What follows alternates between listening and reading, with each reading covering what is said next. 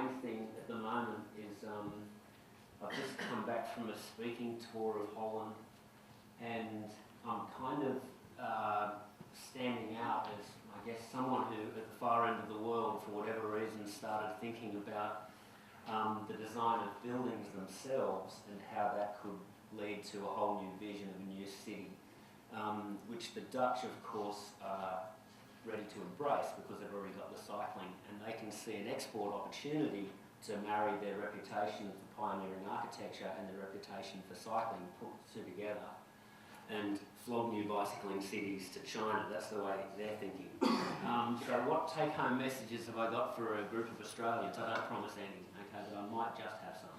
But, you know, relax. You don't have to take notes and take this back to your jurisdiction and build it tomorrow. All right, first thing, this is a buckfeet or a cargo bike, whatever you want to call it, but it's a bicycle, it has two wheels. And I think architecturally or from a design point of view in terms of first principles, what's the condition of cycling as opposed to the condition of driving or walking?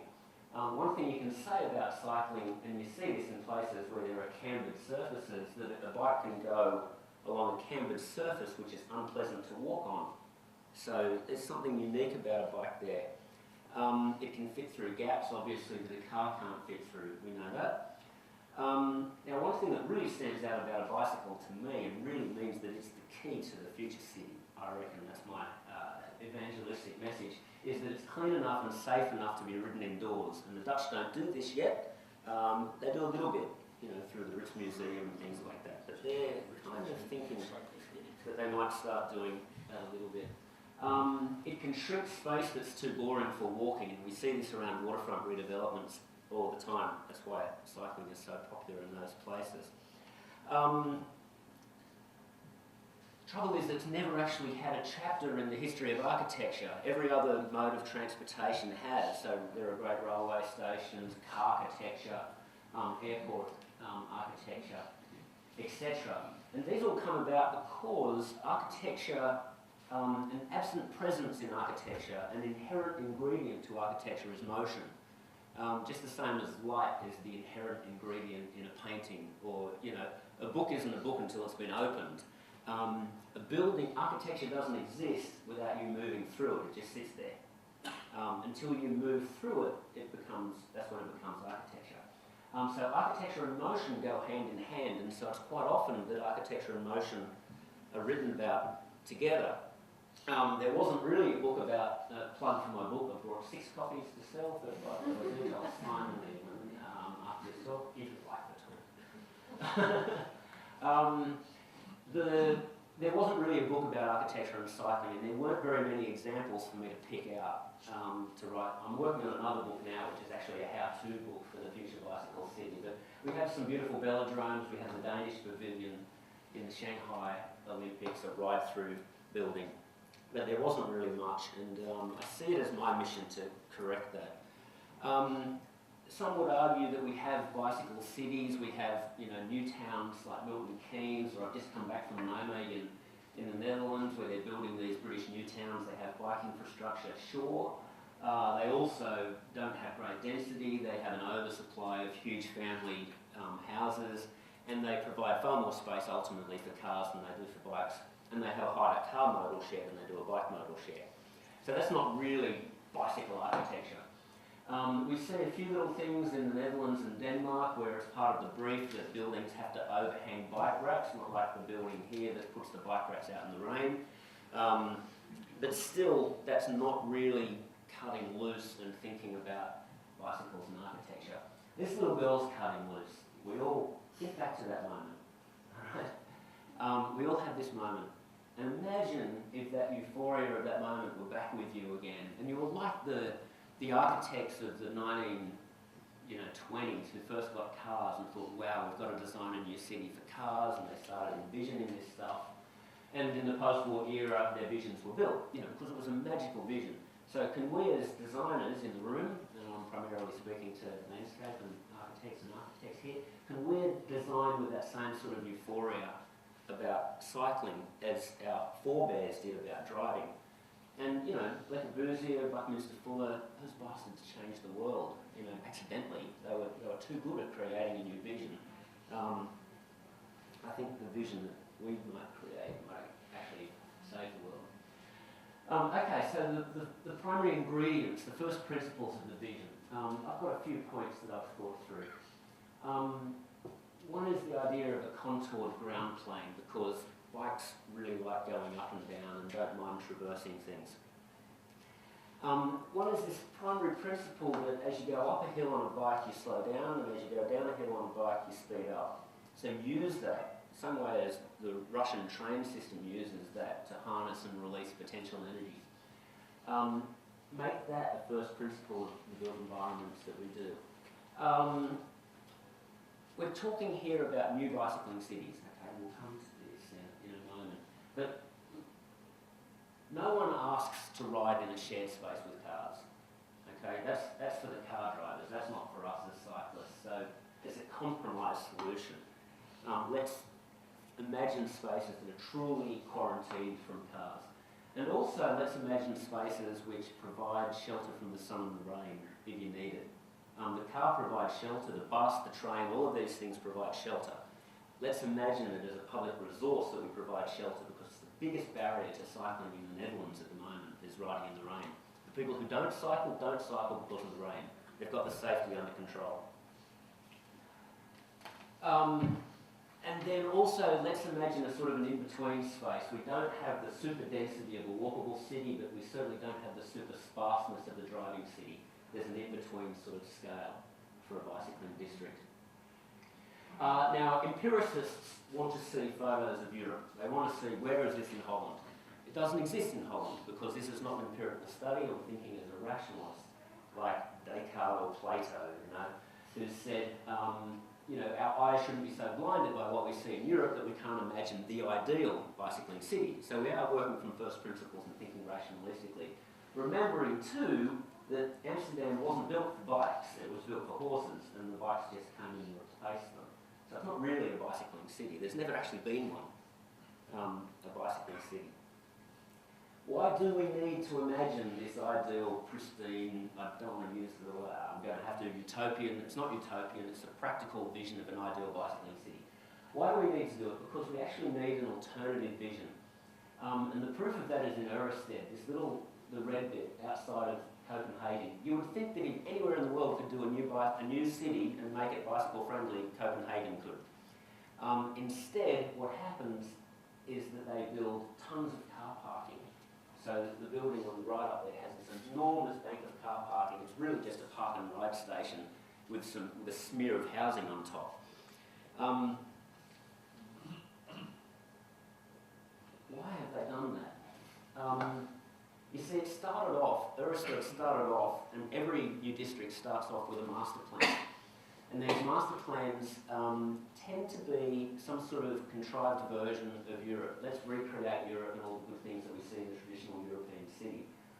As architects, we know all about that. My generation were raised by educators who wrote for journals like Oppositions, and every edition of Oppositions had some sort of lesson from the old European town that we could recreate on our brownfield sites when we redeveloped them. And we didn't do it. I keep banging into that. We didn't do it. And the reason we didn't do it is that the primary element of the traditional European city, which is the perimeter block and the infill building, is actually quite small.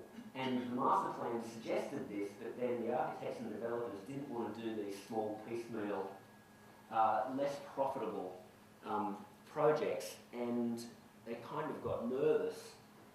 And what they've wanted to do on these big, large brownfield redevelopment sites are big blockbuster developments, which have great economies of scale. The nice thing about them is that once you build a few hundred apartments, lots of systems, ecological, rubbish handling, good green systems, prototyping, all of the big costs that go with each project can be absorbed by hundreds of apartments, not one or two. So they're far more economical. And they're kind of advantageous as well.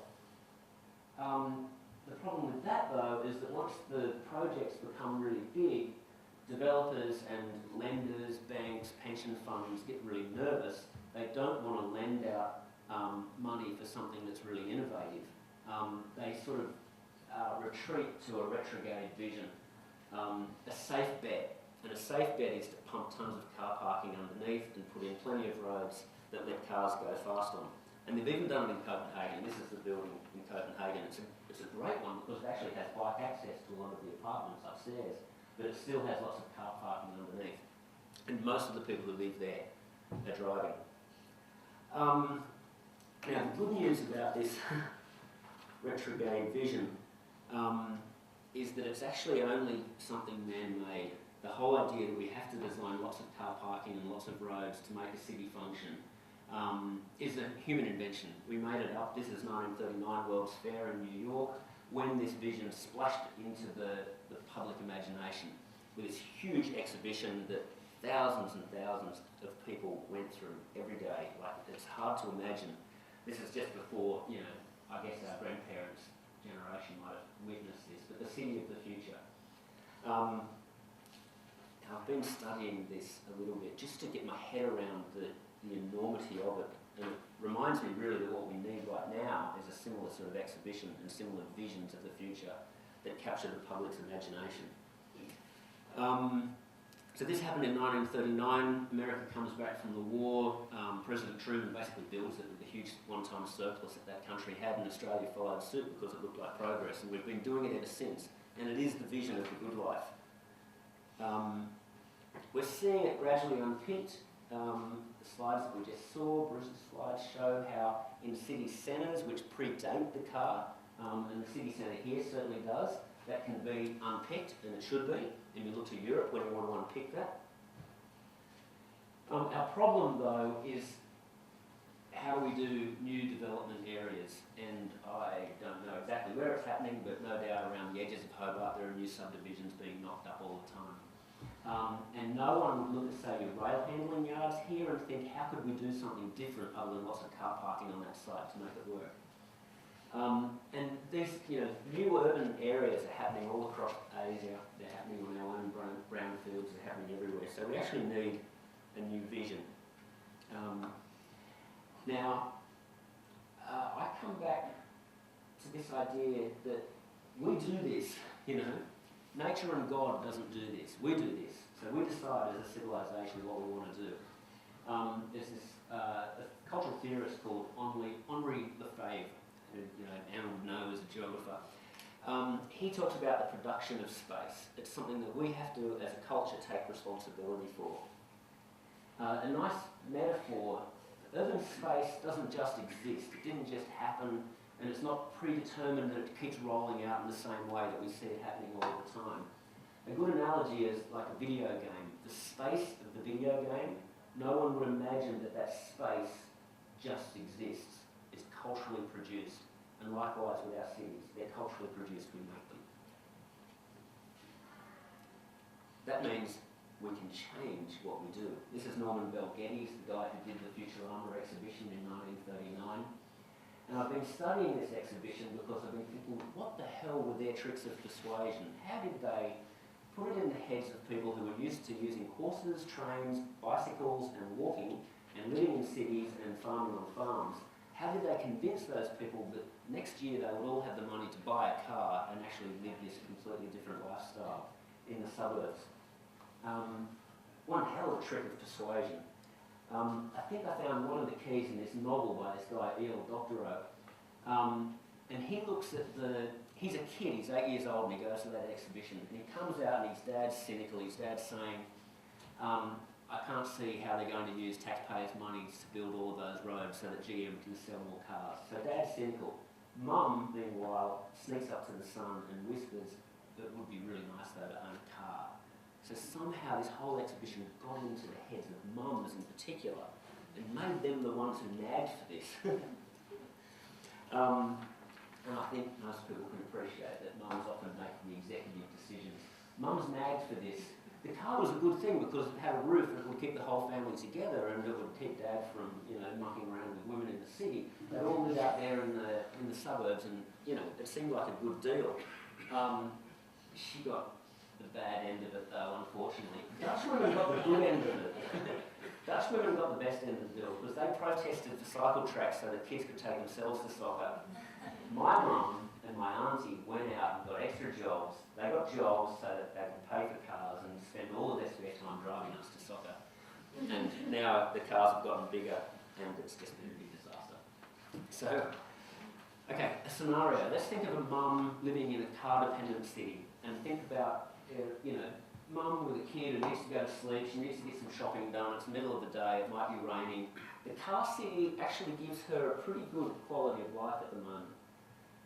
Because the production of car space has become really sophisticated.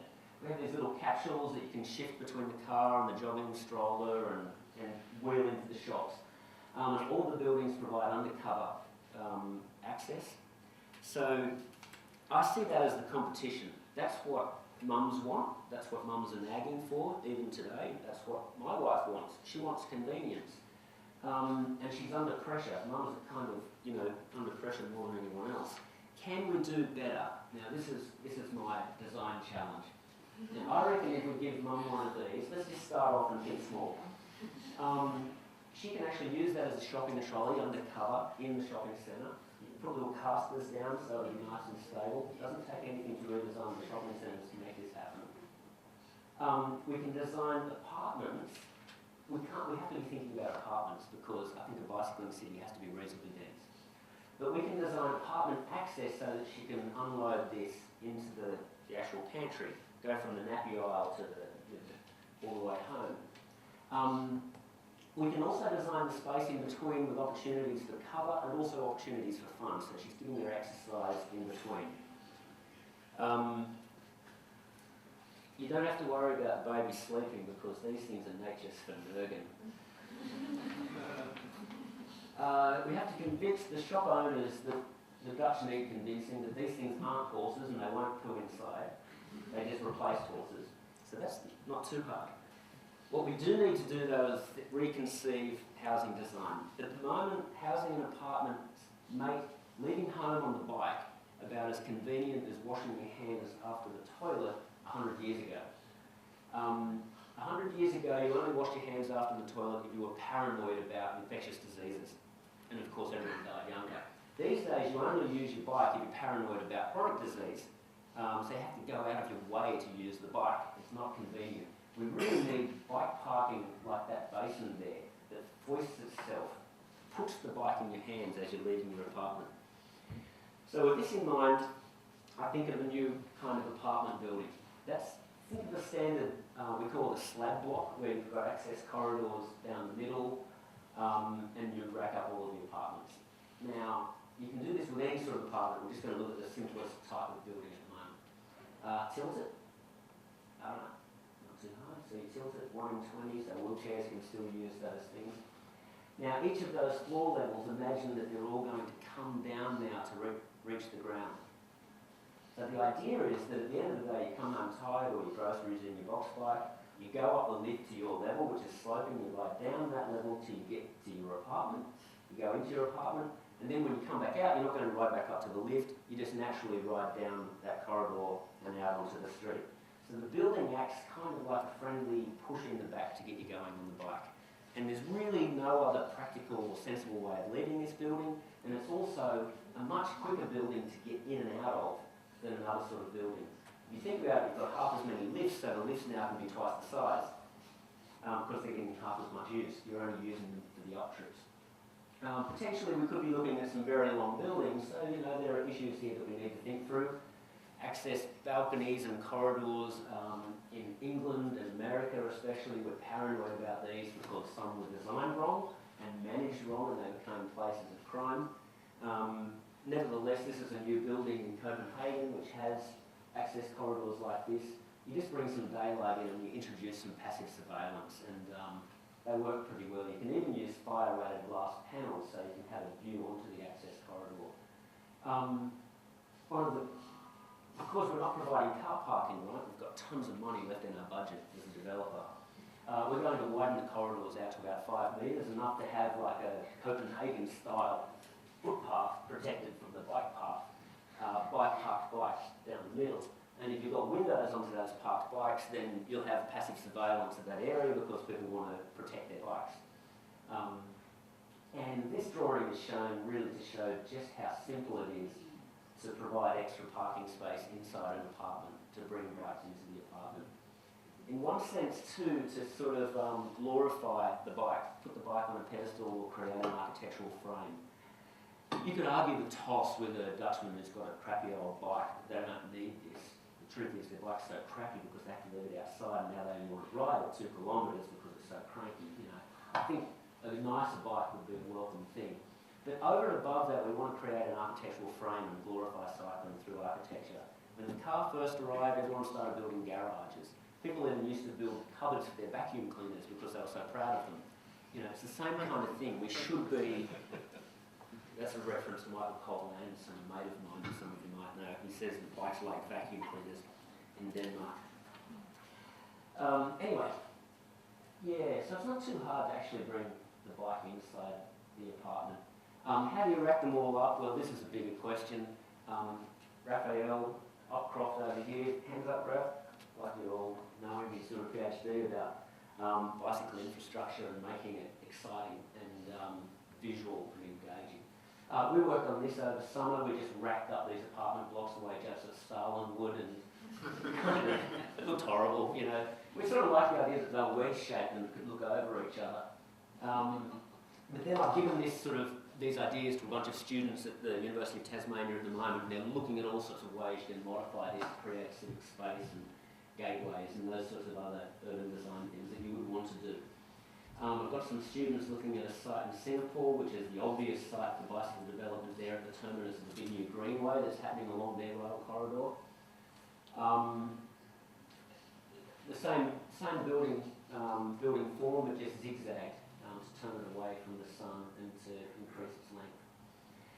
All right, what do you do when these buildings, hypothetically, what would you do if you did buildings which in the sky worked really well for bikes? How would they meet the ground? Well, you could say that you'd have a fine-grained permeable edge, a bit of yarn bombing thrown in and some movable benches, and you've got every urban designer's fantasy. Every urban designer's pat answer, let's say. Let's think about that pat answer. It's a pat answer to a particular problem, the problem of cars in the 50s, and it emerged from the 1955 Urban Design Conference at the Graduate School of Design at Hobart. With this guy, Jose Sert. And it was an answer to the problem of social fragmentation. People weren't meeting each other because they were spending all their time in the car. Pedestrian streets seemed like the answer to introduce chance interaction, and they also seemed like the way to bring about passive surveillance of the street. So it seemed like the answer. I think bikes are also an answer to passive surveillance and chance interaction. But if you do that, just before I come to the answer, the way you do it for bikes. Pedestrianisation and walking is great, but it has a few problems. And this is why I sort of shift towards the bike as being more useful in a modern city than walking. Of course, everyone can walk. Everyone from 8 to 80 can probably ride a bike or a trike anyway. But so walking has less effect on our metabolism than cycling does. Cycling is about 8 times your metabolic equivalent of task of just sitting there, whereas walking on average is about 3. So 30 minutes of walking a day is not, studies have shown that it's not going to keep your weight under control and reduce hypertension and diabetes and, you know, improve the prognosis for public health of the city. It's inadequate for commuting in a modern city because people don't want to live in a neighbourhood little village, they want to go to different schools and have workplaces all over the city. And then the other problem with the whole idea of showing a nice, lovely pedestrian street in the middle of Copenhagen, wherever it might be, is that that's only one street. The rest of the streets are left with nobody on them. They don't have the passive surveillance and the commercial activity that makes them lively places. They suffer. So the answer really in a bicycling district is not to gather up all the shops and make a cafe strip, but to actually atomise them, to spread them evenly across the whole site. Because your bike is going to be moving at 5 times the speed of walking. So you can actually spread the shops around and provide that activity and passive surveillance across the whole site. That's a project by a couple of students that looked at the fact that all of these buildings are dropping corridors down about every 60 metres or maybe 120 metres, depending on how the buildings are set up.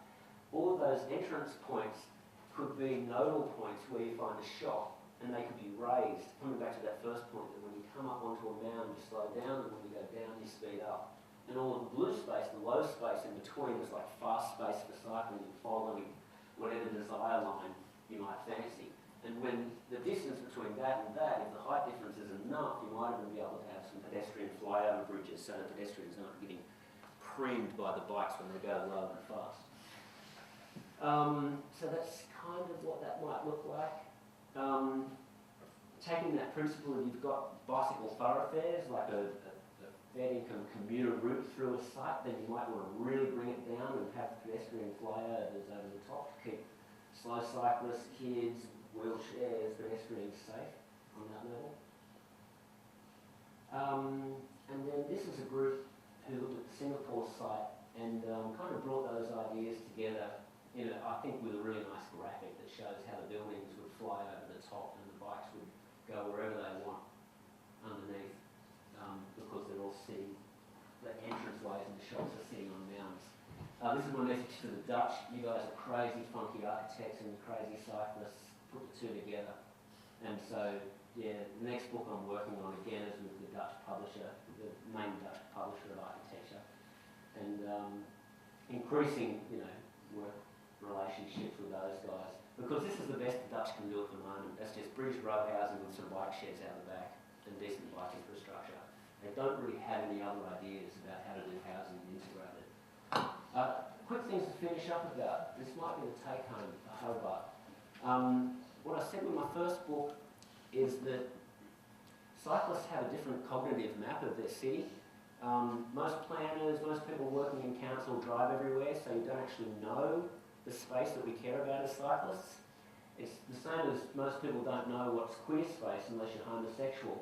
There was a book came out called Queer Space, and it made it very clear that homosexuals have particular spaces, those community spaces that mean more to them, and they try and colonise them.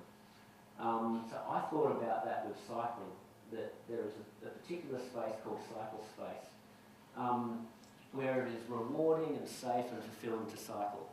Sometimes cyclists trying to create this in an ephemeral way, and it only lasts while the bunch is there, and then it disappears. Night time in the rain, you're on your own, you're back to this. And it's why we tend to resort in Australia and America, this is in Seattle, we tend to resort to trails that follow waterways, rail infrastructure, former rail infrastructure, industrial sites, rivulets, etc. And they can provide the basis of the really strong arterial network. And they also intersect a lot of brownfield redevelopment sites.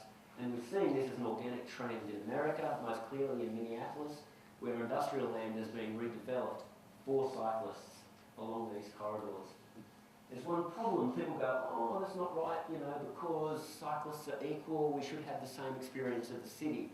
This harks back to this guy called Kevin Lynch, who thought that we all should have the same image of the city, so the bike network should follow the main roads, so that we all see the same landmarks and nodes, otherwise people wouldn't be integrated. So that was always plan A, reclaim the major streets and have those as the bike networks. Well, put it this way, the Dutch haven't even bothered with that. The white ones, the white streets, and the yellow ones are for cars, and the green ones are for bikes. There are two separate hierarchies of streets all throughout most Dutch cities. They have different streets and waterways, etc. for cycling that prioritise cycling, and then you find other streets that prioritise driving, and you wouldn't want to ride along them. So we look at these kinds of easements or voids that are left in the post-industrial city. And there are all kinds of different easements once you start tracking them, but the ones I've just mentioned are probably the most useful. So when we look at the existing city, and it's gone to shit because it's just full of cars and car space everywhere, don't lament too much. Look at that other space. Look at the cycle space in your city. This is an exercise I did in the city I grew up in, Newcastle, which is a post-industrial city. Tons of these rail lines, rail easements and waterways. The white space is the space the drivers see, and it fills up with car-centric architecture. The leftover space that drivers don't see, but cyclists see from their cycle tracks, are the site, I think, for a bicycle-oriented kind of development. Launceston, where I live at the moment, all of the bike advocates, everyone's fascinated. The council obviously are, because it's where they make their rent. What can we do with the CBD, the CBD, the CBD? The CBD has gone to the dogs. That's a nollie map, like looking at the space available to drivers and the space available to cyclists, even though the cyclists can legally ride on the footpath. It's a lot of Copenhagenising before we turn this around. Meanwhile, if we follow the organic trend, the easy road, and this is what's happening in America, we look at the sites that nobody else wants, and we think about student accommodation, hipsters, cafes, really boosting up the bike infrastructure with landscaping on the sites that nobody wants. And you create another parallel city that I think is going to thrive while the other one dies. The quicker it dies, the better, because then they'll learn.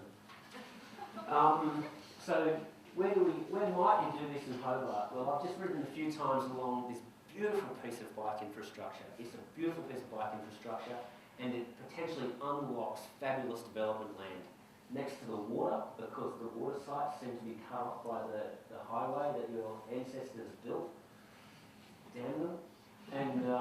And through this unused industrial, not unused, but piecemeal, you could redevelop some of that along bicycle lines for our mum to live in and go to the shops and go to the schools. And also, your former rail handling site is the obvious one. That's what it could look like, cycling for everybody. And the quick little things I just want to do, because I came here for me. I came here for you, of course, but I'm not getting paid, so I came here for me. I want to sell 6 copies of my book that I've got sitting over there. First in, best dressed, cash only, I'll sign them.